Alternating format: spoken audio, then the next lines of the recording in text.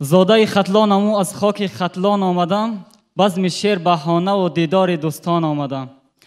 خب بنده یک سوال داشتم، آیا خواندن نظم انگلیسی با مانند شعرهای تاجیکی برای خواننده شیرین و فارم صدا می‌دهد؟ یعنی یگان کیفیت دارد خواندن نظم انگلیسی؟ با زبان انگلیسی نیم ادبیات دنیا چاپ شدگی است. نیم دنیا انگلیسی می‌نویسد، انگلیسی می‌خواند.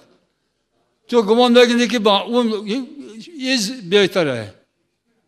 مثلا شاعرای کلاس سردفتر ادبیات دنیا همه کیه؟ همه با انگلیسی زبانند. مثلا مارکس گفته که ما اگر همین خط عربی نمی‌شید فارسی را یاد می‌گرفتم. یا گیاتی گفته ما با حافظ برابر نمی‌شوم. اون مثل ما ایران پر دارد خیلی شاعرها. راست گفته. نگن زبان فارسی شعر کارخوردگی است.